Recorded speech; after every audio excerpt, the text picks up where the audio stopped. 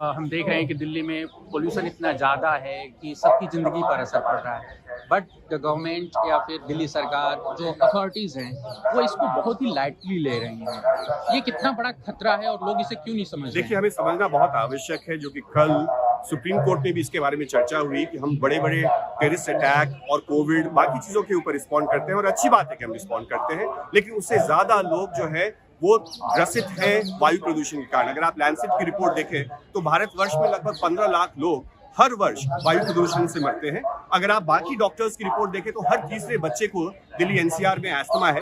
हमारा 10 से 12 साल जो है लगभग उम्र जो है दिल्ली एनसीआर के लोगों का वायु प्रदूषण के कारण कम होता है। तो जब स्थिति आपकी ऐसी है कि आप एक गैस चेंबर में रह रहे हैं, आपकी एयर क्वालिटी इंडेक्स कितनी खराब है वो भी आपको नहीं बताया जा रहा है, तो एक बहुत ही दुर्भाग्यपूर्ण स्थिति है, एक बहुत ही पब्लिक हेल्थ इमरजेंसी की स्थिति है जो दिल्ली में बनी हुई है। अब देख रहे हैं कि दिल्ली सरकार डेटा मैनिपुलेशन कर रही है और वो इस एक तरीके से एक्यूआई या फिर जो पी पैरामीटर्स उनको डाउन करने के लिए एक तरीके से क्रिमिनल जो माइंडसेट। इसको मैं क्रिमिनल नेग्लिजेंस इसलिए मानूंगा कि डेटा जो है बहुत ही एक इंपॉर्टेंट एस्पेक्ट होता है किसी भी गवर्नेंस सिस्टम का, क्योंकि वो आपके डिसीजन मेकिंग प्रोसेस को इन्फॉर्म करता है और आपके इमीडिएट एक्शन को भी ट्रिगर करता है। अगर आप देखें तो अगर पीक डेज में, और सुप्रीम कोर्ट ने भी जो सबमिशन माइकस ने किया था कि पीक आवर्स पोल्यूशन में एयर क्वालिटी मॉनिटर्स को बंद कर दिया जाता है। बहुत सारे एयर क्वालिटी मॉनिटर्स जो हॉटस्पॉट्स में है, चाहे वो जहांगीरपुरी का एयर क्वालिटी मॉनिटर हो या आनंद विहार का एयर क्वालिटी मॉनिटर हो, आपने देखा कि पानी का छिड़काव किया जाता है।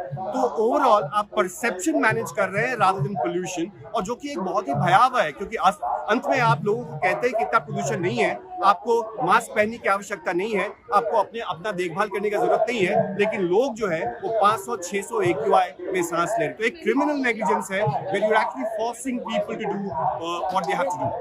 हमने पिछली सरकार में देखा था जब यहाँ पर दूसरी पार्टी की सरकार थी, लोग मतलब ऑड इवन लागू करते थे। उस तरीके की चीजें भी यहाँ पर नहीं हो पा रही हैं और जो हमारा पर्यावरण मंत्री हैं वो बंगाल के चुनाव में व्यस्त हैं, कोई उन्हें क्वेश्चन नहीं कर रहा। और मैं देख रहा हूँ इस प्रोटेस्ट में दुनिया भर के कई सारे मीडिया समूह आए हुए हैं कवर करने के लिए। इस जो ये इशू है, हमारा मीडिया भी जो है इस पर रिपोर्ट नहीं कर रहा है। देखिए, बहुत ही वही ना, जैसे मैंने कहा, यहाँ परसेप्शन मैनेज करना ज़्यादा इंपॉर्टेंट है बनस्पत पोल्यूशन के। एनवायरमेंट मिनिस्टर इंडिया के कौन है वो आप लोगों से पूछेंगे तो किसी को पता नहीं होगा कि भारत के पर्यावरण मंत्री कौन है। भारत के पर्यावरण मंत्री का अभी तक कोई भी ठोस बयान नहीं आया है। 11 नवंबर को उन्होंने एक मीटिंग की है बाकी राज्य के पर्यावरण मंत्रियों के साथ, लेकिन हम बहुत बार कहते हैं कि ये बैंडेड सोल्यूशन जो है वो भी इस साल जो है, जो चाहे वो ऑड इवन हो या फिर जो lockdown in the sense grab 4 जैसे मेजर्स हैं, इस साल उन सारे मेजर्स के ऊपर भी तत्परता नहीं दिखाई गई है। और उसके बनस्पत जो लोग प्रोटेस्ट कर रहे हैं उनको अरेस्ट किया जा रहा है, छोटे छोटे बच्चों को अरेस्ट किया जा रहा है, ये कह के कि आप जो है गलत प्रोटेस्ट कर रहे हैं। गलत हवा लेना ठीक है, लेकिन उसके बारे में आवाज उठाना जो है वो तर्क संगत नहीं है सरकार की नजर में। कोई भी इशू होता है तो लोग कहते हैं कोर्ट चले जाओ।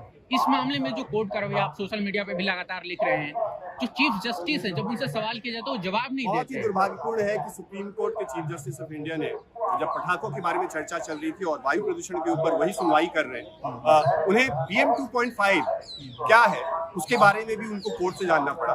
साथ ही ग्रैप क्या है, क्योंकि वो भी दिल्ली में रहते हैं, लेकिन उनको PM 2.5 के बारे में और ग्रैप के बारे में, इन सब चीजों के बारे में जानकारी नहीं है।